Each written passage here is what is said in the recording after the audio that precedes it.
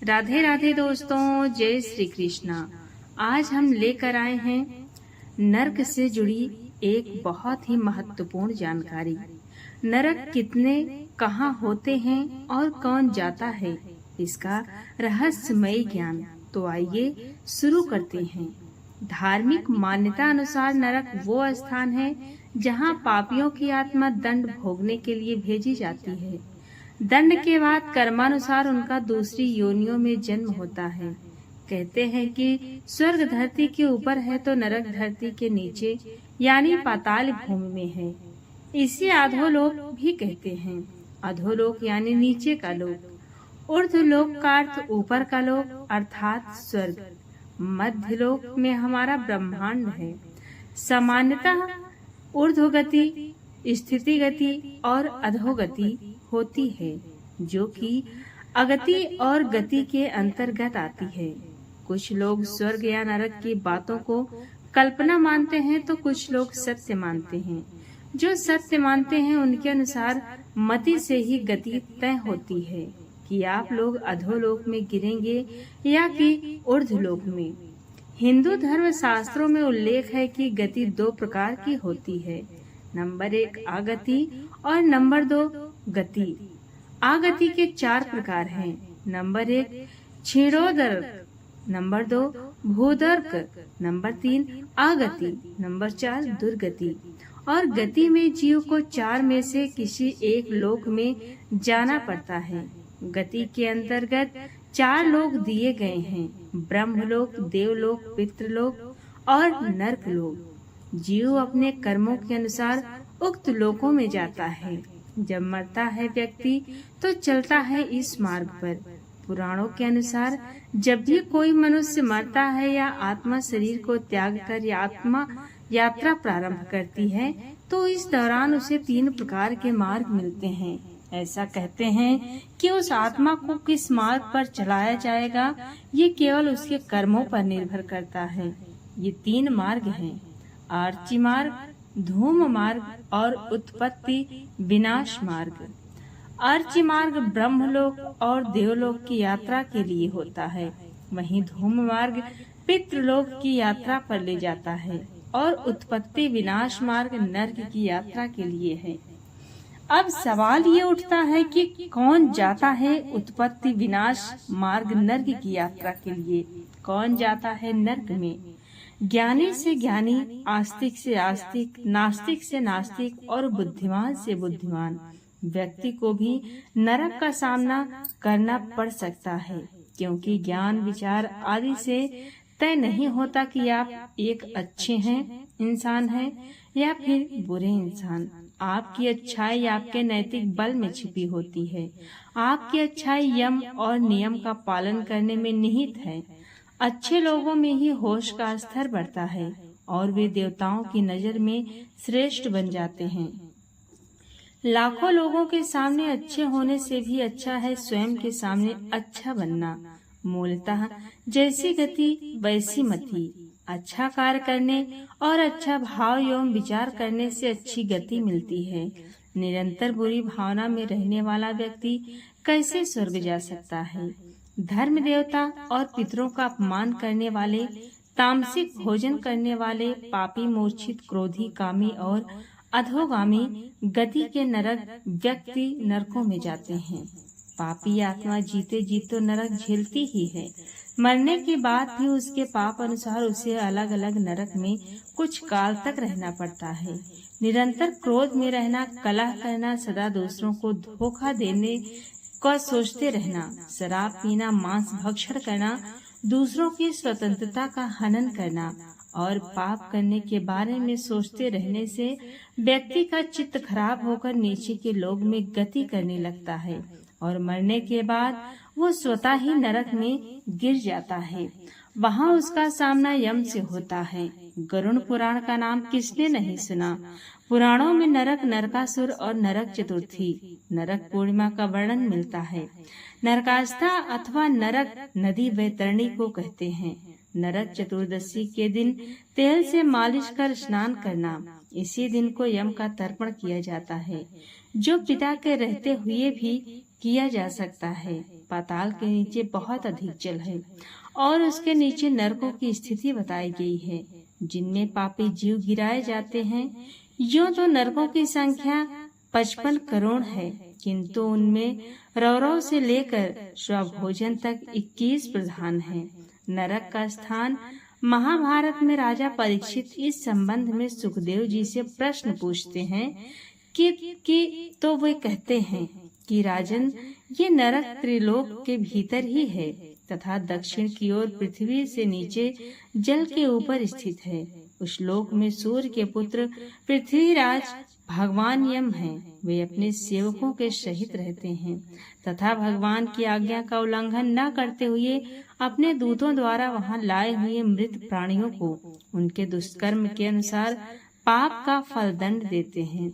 श्रीमद् भागवत और मनुस्मृति के अनुसार नरकों के नाम तामिस्त्र, अंधशिस्त्र, रौवर, महारौवर, कुंभीपाक, कालसूत्र, आसिपमन, साकुरमुख, अंधकूप, मिभोजन, संदेश, तप्तशूर्मि, वज्रकंठ, कस्सलमलि, वैतरणी, पुयोद, प्राणारोध, विशसन, लालभक्ष, सारमियादन, अवीची और अयहपान।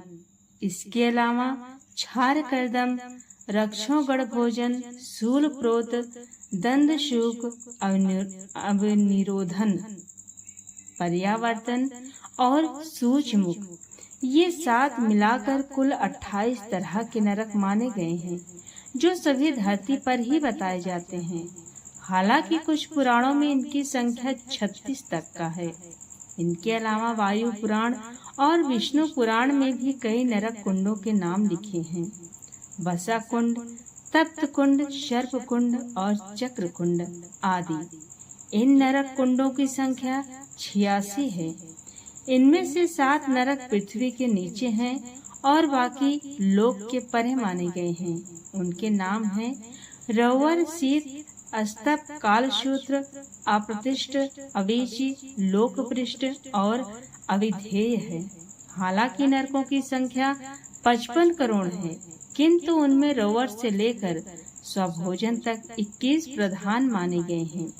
उनके नाम इस प्रकार हैं: रौवर, सूकर, रौग, ताल, विशेषण, महाज्वाल, तप्तकुंभ, लवण, विमोहक, रुधिरांध, वैतरणी, कृमिश, कृमिभोजन, अचिपत्रवान, कृष्ण, भयंकर, लालभक्ष, पापमय, पोयमह, वज्रवाल, अधाशिरा, संदर्श, कालसूत्र, तमोमय, अवीची, स्वभोजन और प्रतिभा शून्य, अपर अवीच तथा ऐसे ही और भी भयंकर नरक हैं। क्या सचमुच नरक या स्वर्ग होते हैं? कौन जाता है नरक के द्वार? कुछ लोग कहते हैं कि स्वर्ग या नरक हमारे भीतर ही है। कोई भी ऐसा नहीं है जो मनुष्य के किए की सजा या पुरस्कार देता हो। मनुष्य अपने कर्मों से ही स्वर्ग या नरक की स्थिति को भोगता है। यदि वो बुरे कर्म करेगा तो बुरी जगह और बुरी परिस्थितियों में ही होगा, और अच्छे कर्म करेगा तो अच्छी जगह और परिस्थितियों में होगा। कुछ हद तक ये बात सही मानी जा सकती है, लेकिन इसके सही होने के पीछे के विज्ञान या मनोविज्ञान को समझना होगा। पुराणों के अनुसार कैलाश के ऊपर स्वर्ग और नीचे नरक व पाताल लोक है। संस्कृत शब्द स्वर्ग को मेरु पर्वत के ऊपर के लोकों हेतु प्रयुक्त किया है। जिस तरह धरती पर पाताल और नरक लोक की स्थिति बताई गई है, उसी तरह धरती पर स्वर्ग की स्थिति भी बताई गई है। आज के कश्मीर और हिमालय के क्षेत्र को उस काल में स्वर्ग लोक कहा जाता है, जहाँ के आकाश में बादल छाए रहते हैं और जहाँ से पानी सारे भारत में फैलता है। हिमालय में ही देवात्म नामक एक हिमालय है, जहाँ अच्छी आत्माएं शरीर छोड़ने के बाद रहती हैं। पुराणों के अनुसार जीवात्मा 84 लाख योनियों में भटकने के बाद मनुष्य जन्म पाती है, अर्थात नीचे से ऊपर उठने की इस प्रक्रिया को ही ऊर्ध्वगति कहते हैं। यदि मनुष्य अपने पाप कर्मों के द्वारा फिर से नीचे गिरने लगता है तो उसे अधोगति कहते हैं। अधोगति में गिरना ही नरक में गिरना है। जिस तरह हमारे शरीर जब रात्रि में अचेत होकर सो जाता है, तब हम हर तरह के स्वप्न देखते हैं। यदि हम लगातार बुरे स्वप्न देख रहे हैं तो ये नरक की ही स्थिति है। ये मरने के बाद अधोगति में गिरने का संकेत ही है। वर्तमान में 84 लाख योनियों से भी कहीं अधिक योनियां हो गई हैं। हालांकि पुरानी गणना अनुसार निम्नलिखित 84 लाख योनियां थीं।